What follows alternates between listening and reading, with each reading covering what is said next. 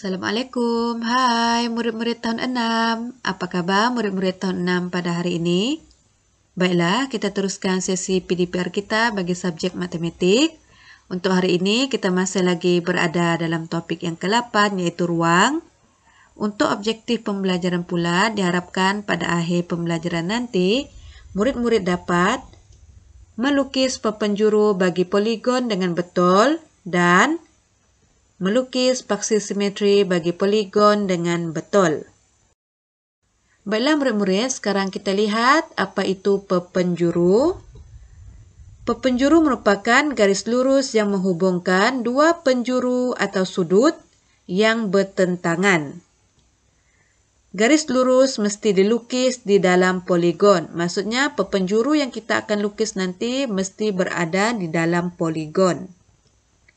Dan kita harus gunakan garisan putus-putus untuk melukis perpenjuru. Contohnya, di sini kita menggunakan segi empat sama. Jadi, kalau kita lihat kepada penerangan yang diberikan, perpenjuru merupakan garis lurus yang menghubungkan dua penjuru atau sudut yang bertentangan. Jadi, kita cari satu sudut terlebih dahulu. Contohnya sudut ini. Okey, mana sudut yang bertentangan dengan sudut ini tadi? Sudut ini kan? Yang bertentangan. Jadi, kita lukiskan satu garis untuk menghubungkan dua sudut yang bertentangan ini tadi. Kita lukiskan. Jadi, inilah yang kita panggilkan sebagai perpenjuru, di mana garis lurus yang menghubungkan dua sudut yang bertentangan. Jadi ini merupakan perpenjuru yang pertama. Ada tak lagi sudut lain yang belum kita sambungkan?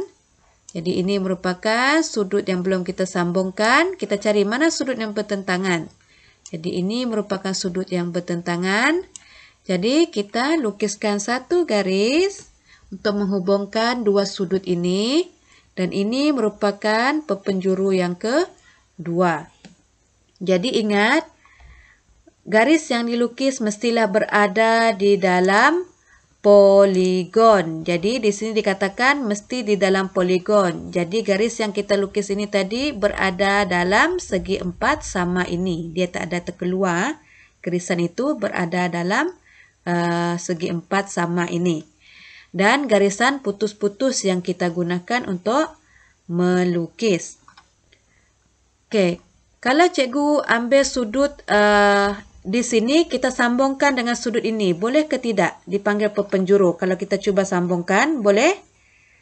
Ini tidak dipanggil perpenjuru kerana kalau kita sambungkan dua sudut ini, dia akan membentuk sisi segi empat sama.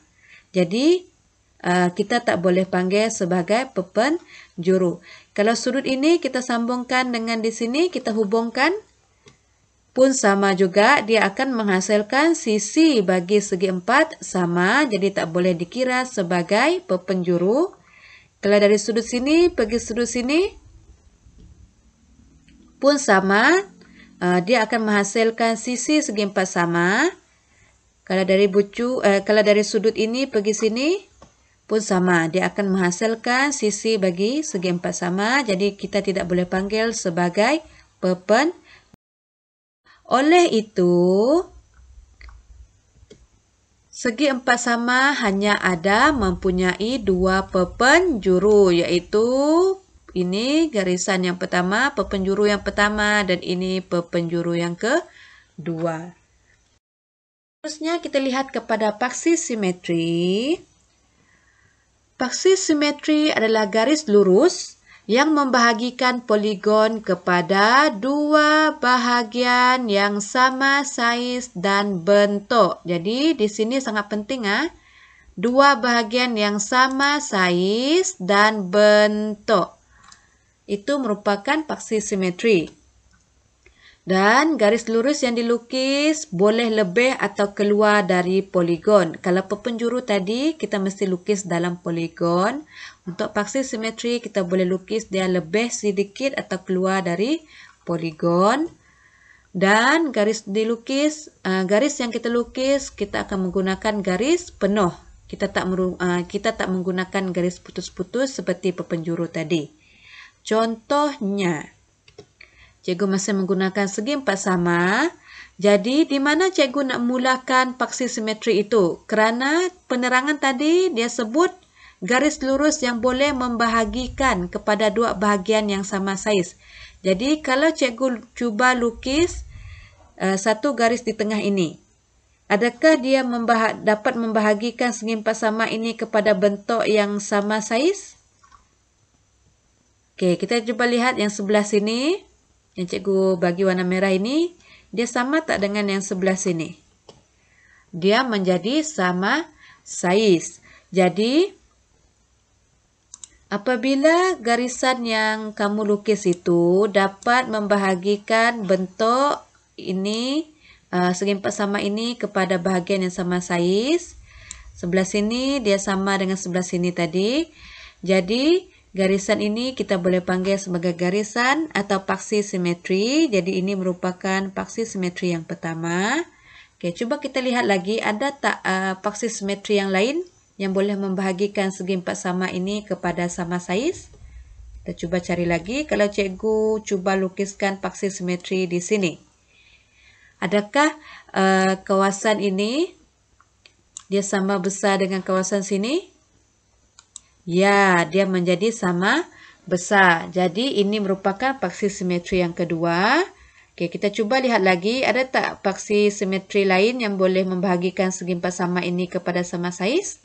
Kalau cikgu lukiskan paksi simetri di sini, adakah dia boleh membahagikan segi 4 sama ini kepada sama saiz? Ya, iaitu sebelah sini dia akan sama saiz dengan sebelah sini. Jadi, ini merupakan paksi simetri yang ketiga untuk segi 4 sama.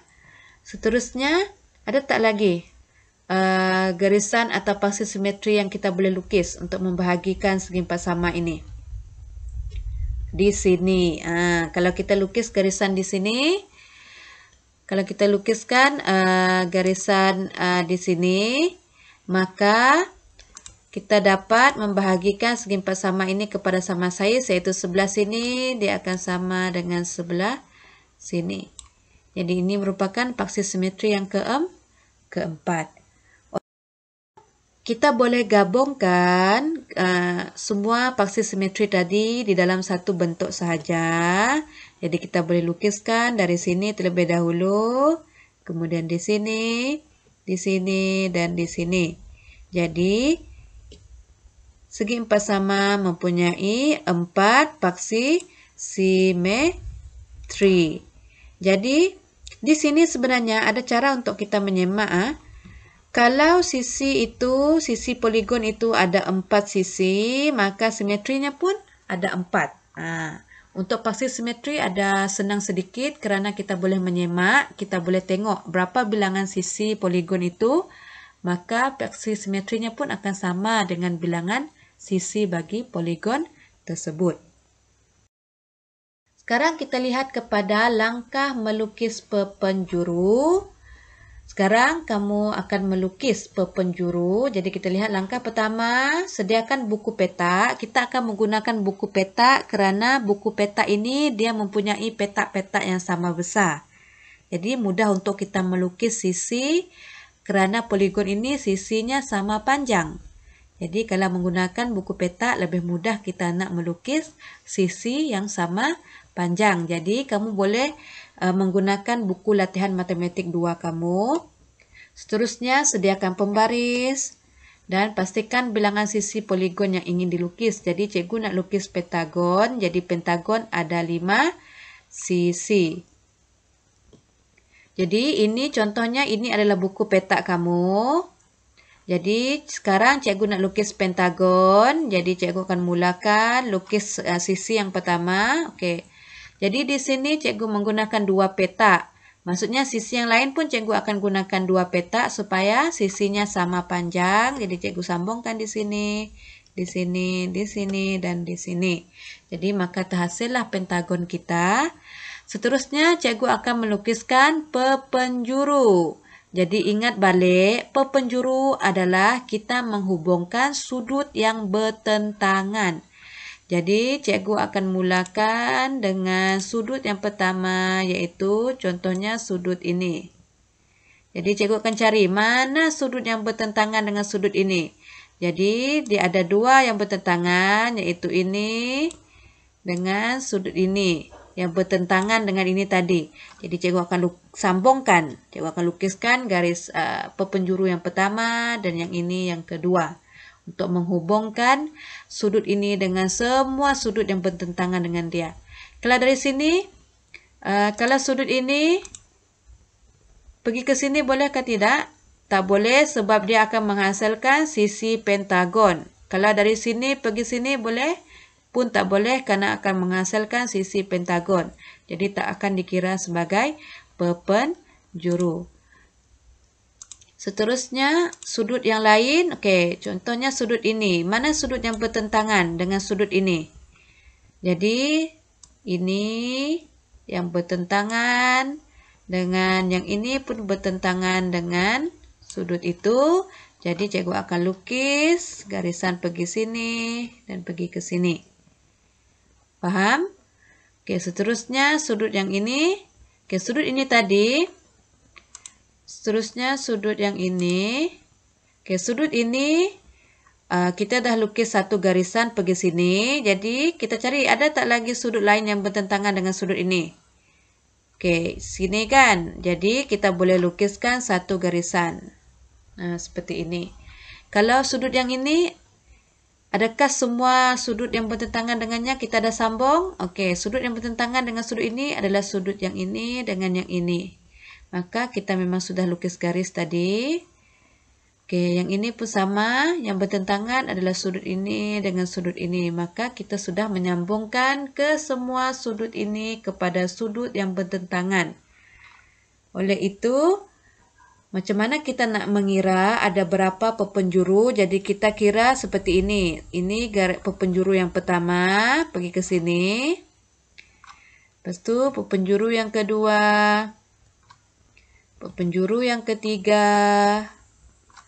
Perpenjuru yang keempat. Dan perpenjuru yang kelima. Kenapa ini kita tak kira?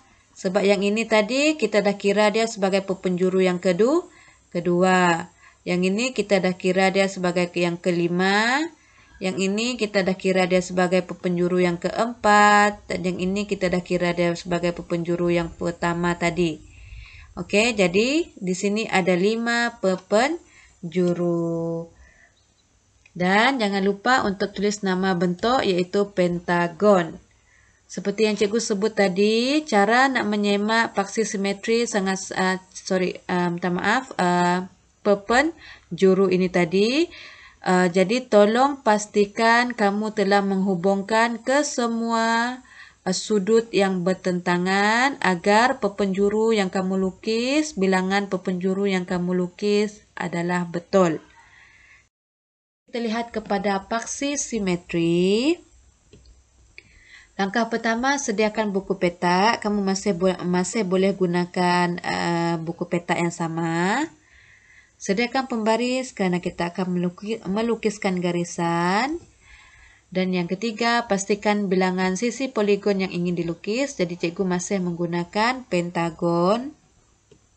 Jadi ini adalah contoh buku petak. Jadi cikgu akan lukis pentagon. Caranya sama seperti yang cikgu tunjukkan sebentar tadi. Jadi cikgu terus lukis di sini pentagon. Jadi sekarang cikgu nak lukiskan paksi simetri. Jadi kamu boleh tengok di mana kamu boleh mula. Okey, contohnya kalau cikgu lukis garisan di tengah ini. Okey, cikgu lukis garisan di tengah ini. Adakah dia akan menghasilkan, adakah dia akan membahagikan pentagon ini sama besar?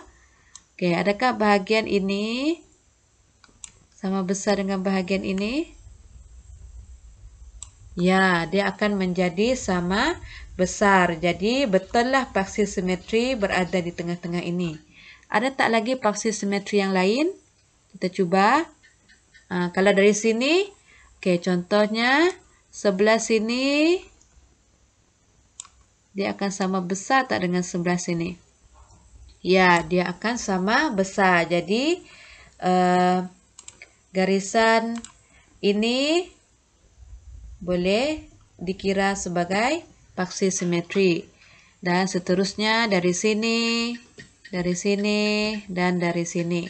Jadi, cikgu tadi telah mendedah ataupun telah memberitahu kamu bagaimana cara untuk menyemak paksi simetri. Jadi ingat,